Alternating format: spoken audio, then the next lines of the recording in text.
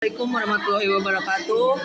Perkenalkan, nama saya Cahya Gali Permana dari kelas 11 BDPA.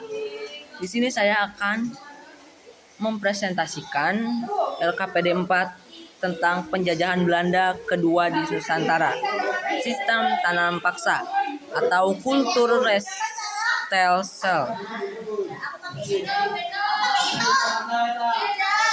Latar belakang adanya kebijakan sistem tanam paksa, yaitu defisit anggaran Belanda akibat Perang Kemerdekaan Belgia, kegagalan pemerintahan Belanda di Jawa antara tahun 1816 sampai 1830,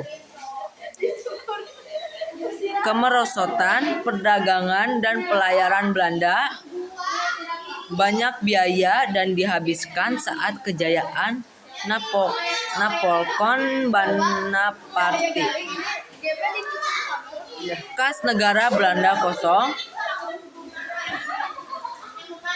Aturan kebijakan sistem tanam paksa dan produk penyimpangan yang terjadi. Kebijakan tertulis, penduduk atau petani diwajibkan untuk menyediakan 20% lahan pertanian ditanami tanaman ekspor yang sudah ditentukan.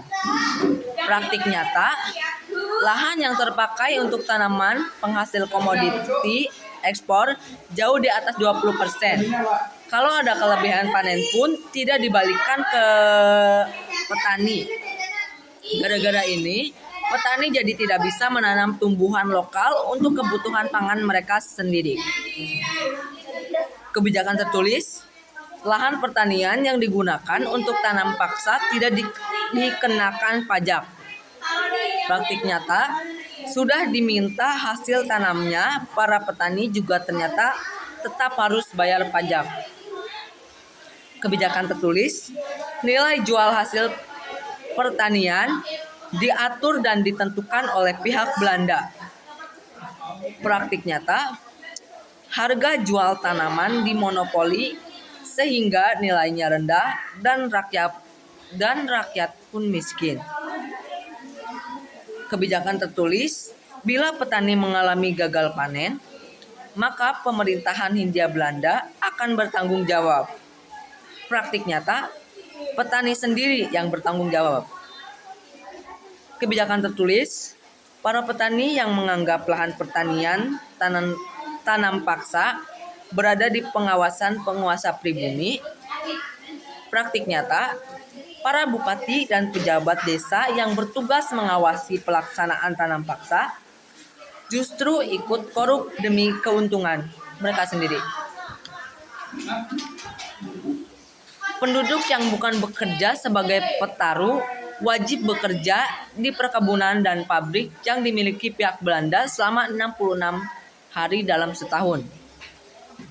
Praktik nyatanya mereka yang tidak punya tanah harus bekerja lebih dari 66 hari, bahkan ada yang mengatakan setahun penuh. Dampak sistem tanam paksa terhadap Indonesia. Indonesia mengenai tanaman yang laku di perdagangan internasional, dengan kata lain komoditas ekspor yang laku seperti kopi, teh, tarum.